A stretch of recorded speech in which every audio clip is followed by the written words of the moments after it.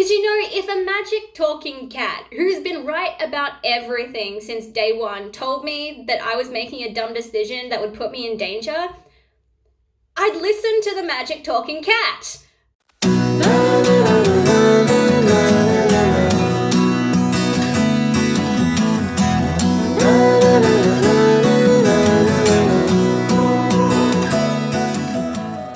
What's up, book nerds? I'm Lucky's Universe, and in today's video, I want to talk about this bitch. I mean this book, The Iron King by Julie Kagawa. To be completely honest, I thought I was gonna hate this book, and had I read it critically, I would have, but I did my best to switch off my writer's brain and just enjoy the story for what it was. Fairies, kissing, and a weird metal man. And a magic talking cat. I got mad Cruel Prince vibes from this book, which is part of the reason why I thought I wouldn't like it. The Folk of the Air trilogy was lukewarm for me, like not bad, but not good. I think the author of Iron King incorporated a lot more adventure into the story, and also I liked the author's interpretation of the Fey realm much more. This video will contain spoilers, so watch at your own risk. Alright, let's get into it.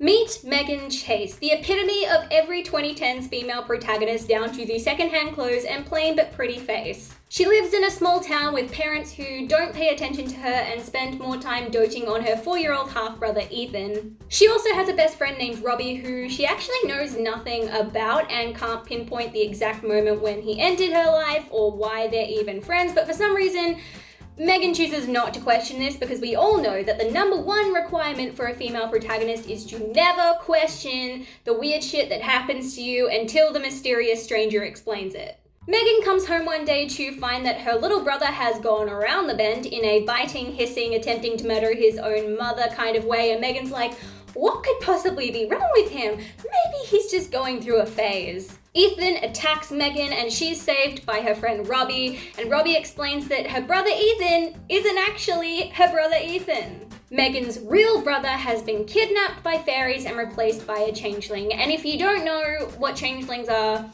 basically fairies like to kidnap people's kids and replace them with little demon monster lookalikes because fairies are dicks. We know this.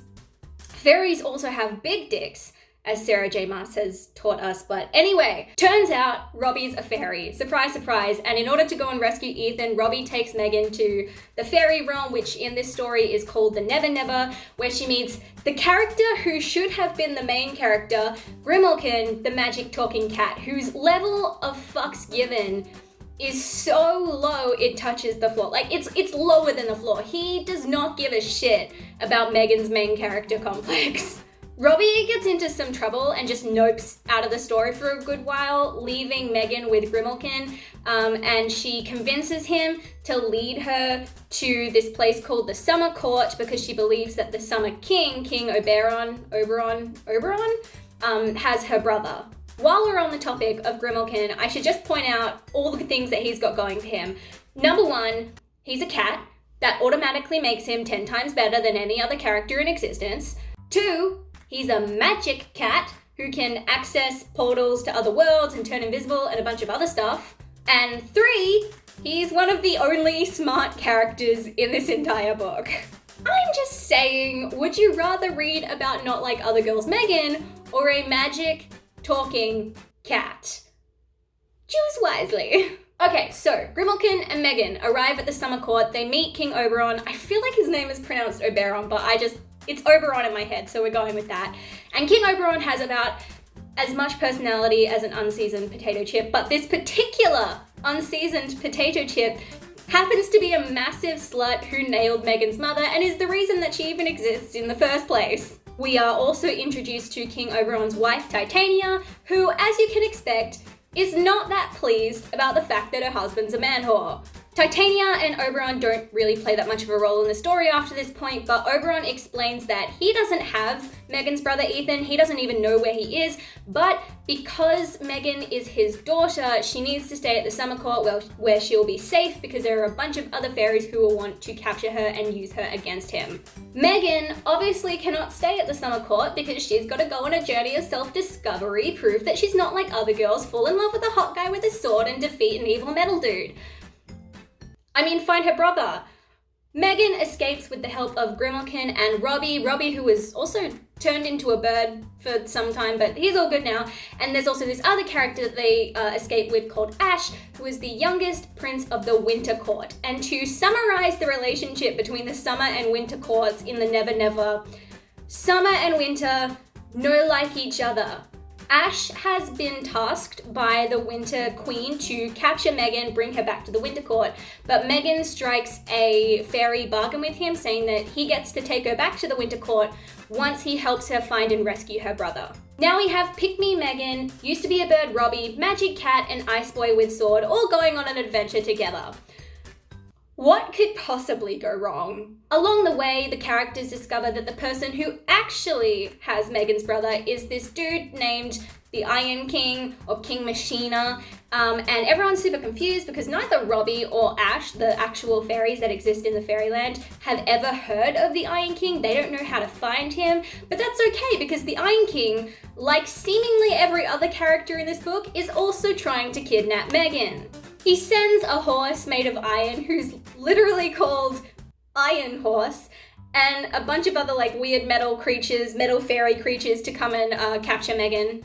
Megan and the gang try their best to evade the Iron King's forces, although for what reason, I still don't know, because if the Iron King has your brother and you don't know how to find the Iron King, wouldn't the most logical solution be to let yourself get kidnapped and have them just lead you to where your brother is? No? Too logical for YA? Thought so. Never mind, because we still need another couple hundred pages in order to scrape together a romance between Pick-Me Megan and Ice Boy with Sword. The plot goes on, the crew is sort of getting nearer to finding out where the Iron King is, and Ash and Megan fall in love.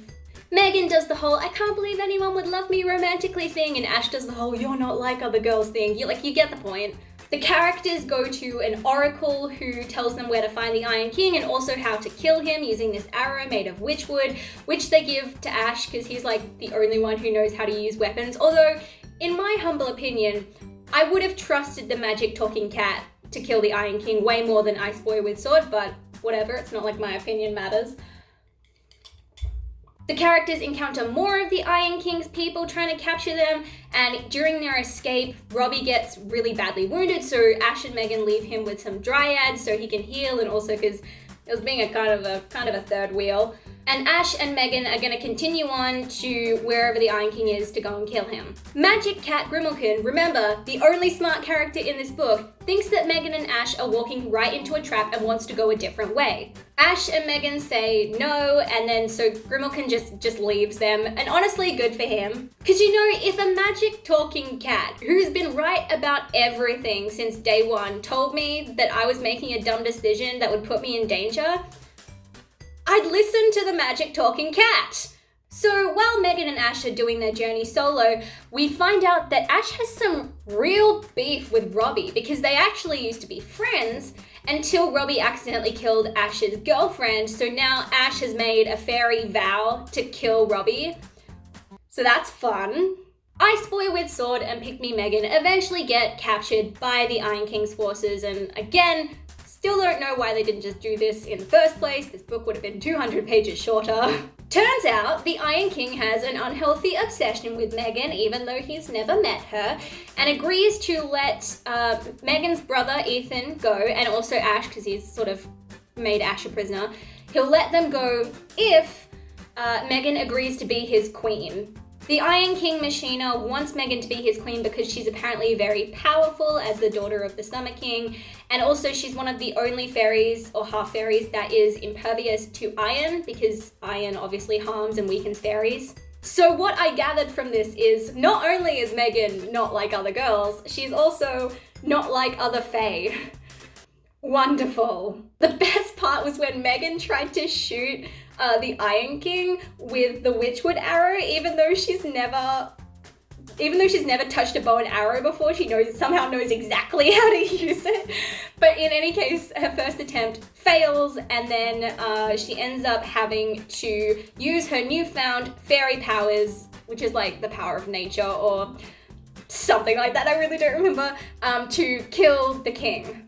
With Metal Man dead, his castle starts to collapse and Megan's like, we're gonna die. But then Grimalkin shows back up like, bitch, why didn't you listen to me? I found a way quicker and safer way to get to and from here. Like, just shut up and follow me. And he transports them back to the human world. Ash goes back to the Never Never. Megan takes her brother Ethan home and gets rid of the changeling, but she's not home for long before Ash shows back up, reminding her that they made a deal, and now he's gonna take her back to the Winter Court.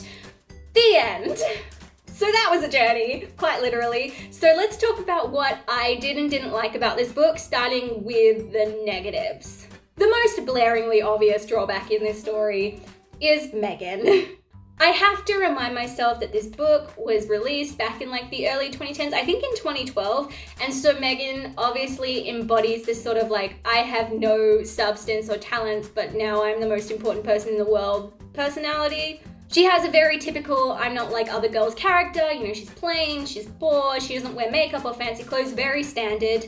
When I was reading The Iron King, it became very clear very quickly that Megan didn't actually have any talents other than her fairy powers, which she didn't actually use until the end of the book, and the fact that she's the daughter of a king. When you think about it, you have Robbie, who's a powerful fairy, Ash, who is also a powerful fairy and can fight with weapons, Grimalkin the magic cat, who can do pretty much anything.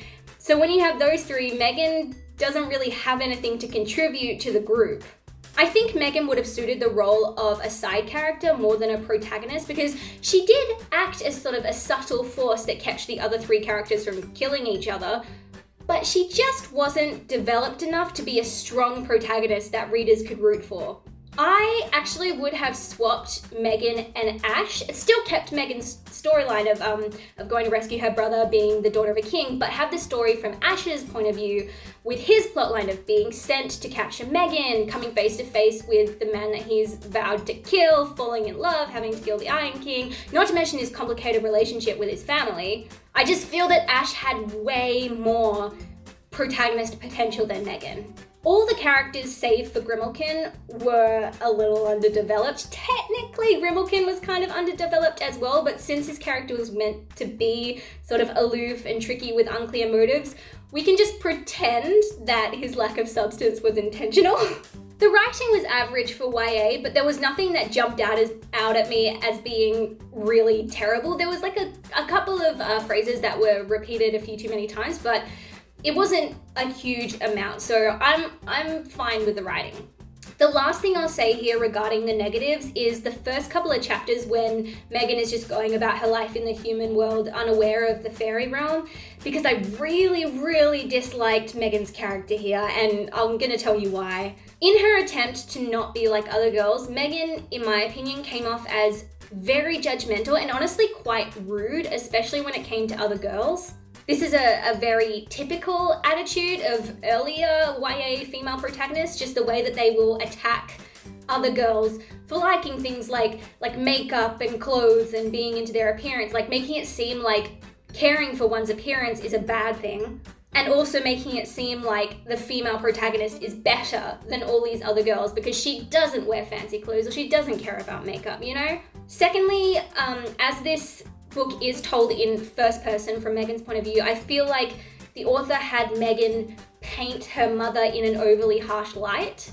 I totally get being pissed off that your parents favor your brother over you. Like, that is 100% understandable. I would be annoyed as well. What I don't get is how contradictory Megan is with her relationship with her mother. She resents the fact that her family can't afford designer clothes or fancy things for Megan, but she also resents the fact that her mother works full-time and doesn't spend enough time with her. It just seemed a bit weird to me, like if you want the money to be able to afford fancy clothes, why are you mad at your mother for working to earn that money? And I guess Megan never considered getting a job herself to earn the money. I mean, she apparently saved up for a year to buy herself a phone, so could she not save up to buy herself clothes? This also kind of comes back to another very common theme that you see a lot in early YA novels, and that is the portrayal of working mothers as somehow neglectful or bad parents. You know, the mother works full-time, therefore she can't spend enough time with her children, and that makes her a bad mother. Like, you know, if it's a male character who's away working all the time and can't spend time with his kids, everyone's like, well, just a man, you know, he's got work to do. But a mother should constantly be around her children, and if not, she's a terrible person. You know, it's just, I don't know, I just didn't like the way that the mother was portrayed in this book. And the last thing in these first couple of chapters that just really made me hate Megan for a good second was when she was being really grumpy about the fact that her parents weren't going to buy her a car for her 16th birthday. And she says that, and this is a direct quote, I think, that I wrote down here. She says that, I knew kids whose parents gave them cars for their 16th birthday. And that's not me emphasizing words for exaggeration. The word them is written in italics. So it sounds like I knew kids whose parents gave them cars for their 16th birthday. Now, this came to my attention that this may be a cultural thing. Like, I've heard that in America, it's like an expected thing for parents to buy their kids a car when they get their learner's permit. In Australia, especially in the town that I grew up in, if your parents just straight up bought you a car, it meant that your family was loaded. Most kids that I knew in the town where I grew up didn't get their own cars until it was time for them to go to university, because we live in a country town, so in order to go to university, you have to move to the city, to Perth, which is like 5 hours north of our town. You need a car to get there. And I don't know anyone from my high school whose parents bought them a car. Most of us had to either work or save up ourselves to buy our own cars, like secondhand or from family. So I guess this is why I hated Megan for a solid couple of chapters. That one line about her parents not buying her a car just made her seem super ungrateful to me. And also a teeny bit stupid, because if her parents couldn't afford to buy her designer clothes, what made her think that they would be able to get her a car? It's just, like, Megan equated her parents' love to material objects a lot in this book, and it really made it seem like if you don't buy your kid expensive things, then you are being a neglectful parent.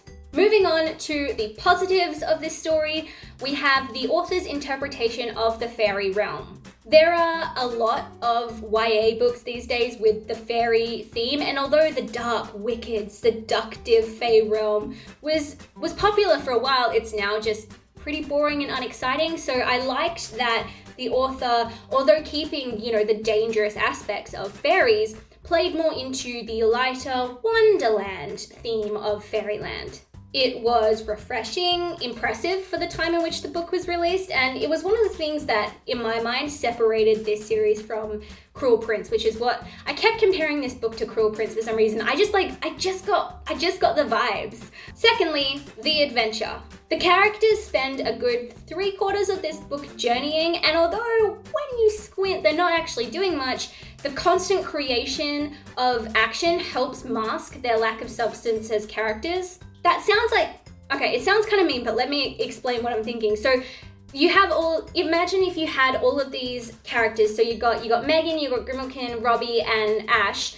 And imagine if instead of having them journeying, the whole plot happened in a confined setting. So say the summer court. The entire story occurred within the summer court, and the plot was about navigating the political climate, solving mysteries, romance, but it all happened within the summer court. Like different rooms, different places, different, and they're just, you know, interacting with different characters, but it all happens in the summer court.